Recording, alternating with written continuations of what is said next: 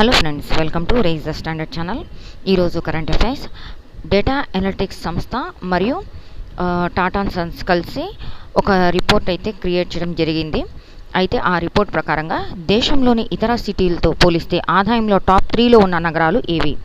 జవాబు: బెంగళూరు, చండీగఢ్, ఢిల్లీ. ఈ 3 నగరాలు ఆదాయపరంగా టాప్లో ఉన్నాయి. నెక్స్ట్, మిడిల్ క్లాస్ ఎక్కువగా ఉన్న సిటీ ఏది? అక్కడ నెలకు సగటు ఆదాయం ఎంత? జవాబు: హైదరాబాద్. ఇక్కడ సగటు వార్షిక ఆదాయం 12 లక్షల రూపాయలు. Next question. 2025-26 ఆర్థిక సంవత్సరానికి గాను దేశంలో మొత్తం ఆదాయంలో మూల వంతు ఎక్కువ ఆదాయాన్ని సృష్టించిన నగరం ఏది? దాని వాటా ఎంత? జవాబు: బెంగళూరు. దేశంలో మొత్తం వినియోగంలో 31% వాటాను కలిగి ఉంది. నెక్స్ట్, దేశవ్యాప్తంగా జరిగే మొత్తం వినియోగంలో 46% వాటా కలిగిన 6 సిటీలు ఏవి? జవాబు: ఢిల్లీ, ముంబై, బెంగళూరు, కోల్కతా, చెన్నై, హైదరాబాద్. ఈ 6 సిటీలు దేశవ్యాప్తంగా జరిగే మొత్తం వినియోగంలో 46% వాటా కలిగి ఉన్నాయి. Next question. భారత తరపున అంతర్జాతీయ క్రికెట్ ఆడిన అత్యంత పిన్న వయస్కుడిగా రికార్డు సృష్టించిన ఆటగాడు ఎవరు? అతని వయసు ఎంత? Very very important. జవాబు: వైభవ్ సూర్యవంశీ. అందరికీ తెలిసే ఉంటుందండి. ఇతని 2026 జూలై 4న ఇంగ్లాండ్తో 2వ T20 ఆడేటప్పటికి అతని వయసు 15 ఏళ్ల 99 రోజులు. 1989లో సచిన్ టెండూల్కర్ 16 ఏళ్ల 205 రోజుల వయసులో సాధించిన రికార్డును బద్దలు కొట్టాడు. Next question.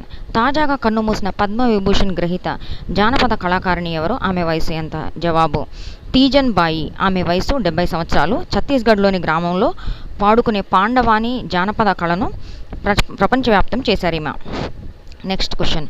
తీజన్ బాయి ఏ జానపద కళతో ప్రసిద్ధి చెందారు? అది దేని కథ? జవాబు: పాండవాని జానపద కళతో ప్రసిద్ధి చెందారు. ఇది మహాభారతం ఆధారంగా పాండవుల కథను చెప్పే ప్రదర్శన కళ. Next question. Skyroot aerospace company Vikram one రాకెట్ను మొదటి పరీక్షా విమానం పేరు ఏమిటి? దాని లాంచ్ విండో ఎప్పుడు? జవాబు: మిషన్ ఆగమన్. 2026 జూలై 12 నుండి ఆగస్టు 4 వరకు లాంచ్ విండో ఉంది. దీనికి ఆగమన్ అంటేనేమో రాక అని అర్థం అన్నమాట. Next question. విక్రమ్-1 రాకెట్ ప్రత్యేకత ఏమిటి? అది ఎంత బరువుగల ఉపగ్రహాలను మోసుకెళ్తుంది? జవాబు: ఇది భారతదేశపు మొదటి ప్రైవేట్గా అభివృద్ధి చేసిన ఆర్బిటాల్ క్లాస్ రాకెట్.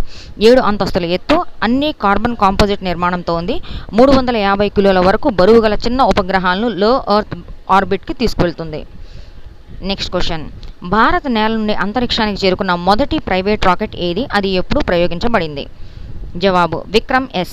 2022 నవంబర్ 18న విజయవంతమైన సబార్బిటాల్ ఫ్లైట్ను పూర్తి చేసింది. ఇది స్కై రూట్ ఏరోస్పేస్ యొక్క మొదటి మిషన్. Next question. వాతావరణ మార్పులు, ప్రకృతి విపత్తుల వల్ల తలెత్తే ఆర్థిక నష్టాల నుంచి బీమాదారులకు భరోసా ఇచ్చేందుకు ప్రభుత్వ రంగంలోని ఓరియంటల్ ఇన్సూరెన్స్ కంపెనీ తీసుకొచ్చిన కొత్త పథకం పేరు ఏమిటి? జవాబు: సమృద్ధ సురక్ష parametric policy.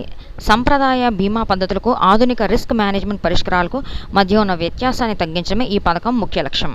Next question. Bharat, Israel మధ్య సురక్షిత స్థిరమైన పెట్టుబడి వాతావరణానికి మార్గం కల్పించే ద్వైపాక్షిక పెట్టుబడి ఒప్పందం ఎప్పటి నుంచి అమల్లోకి వచ్చింది? జవాబు: 2026 జూలై 4 నుంచి 2025 నవంబర్ 8న. అంటే ఇక్కడ క్వశ్చన్ కరెక్ట్గా అర్థం చేసుకోండి. ఇక్కడ భారత్, ఇజ్రాయెల్ మధ్య సురక్షిత స్థిరమైన పెట్టుబడి వాతావరణానికి మార్గం కల్పించే ద్వైపాక్షిక పెట్టుబడి ఒప్పందం ఎప్పటి నుంచి అమల్లోకి వచ్చింది అంటున్నాడు. ఎప్పటి నుంచి అమల్లోకి వచ్చింది అంటే 2026 జూలై 4 నుంచి అమల్లోకి వచ్చింది అది. ఇక దాని వివరణ వచ్చేటప్పటికి 2025 నవంబర్ 8న ఈ ఒప్పందంపై భారత్, ఇజ్రాయెల్ సంతకాలు చేశాయి. పరస్పర పెట్టుబడులకు రక్షణ కల్పించేందుకు ఈ ఒప్పందం అనేది దోహదపడుతుంది. Next question. భారత తరపున అంతర్జాతీయ క్రికెట్ ఆడిన ఇది ఆల్రెడీ అయిపోయింది. నెక్స్ట్. ఉపగ్రహ ఆధారిత ల్యాండింగ్ విధానాన్ని మొదటిసారిగా ఆమోదించిన హెలీపోర్ట్ ఏది? దీని పేరు ఏమిటి? జవాబు: ఆంధ్రప్రదేశ్లోని ఉండవల్లి హెలీపోర్ట్.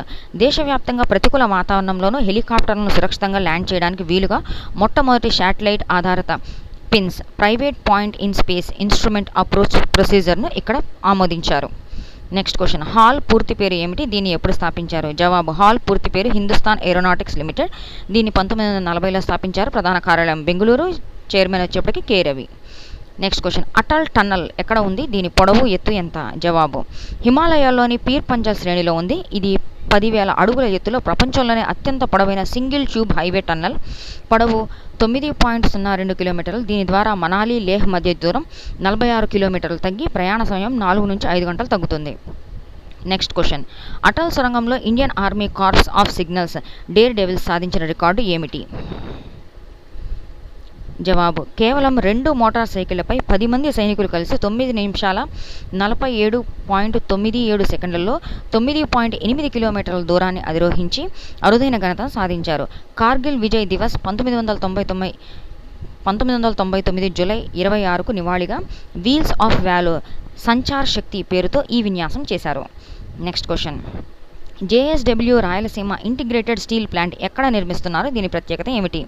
జవాబు, ఆంధ్రప్రదేశ్ రాష్ట్రం కడప జిల్లా జమ్మలమడుగు మండలం సున్నపు రాజుపల్లె వద్ద 16,350 కోట్ల రూపాయల భారీ పెట్టుబడితో సుమారు 1,100 ఎకరాల్లో నిర్మిస్తున్నారు. దేశంలోనే తొలిసారిగా గ్రీన్ ఎనర్జీ ఉపయోగించే గ్రీన్ స్టీల్ ప్లాంట్గా ఇది రూపుదిద్దుకుంటోంది.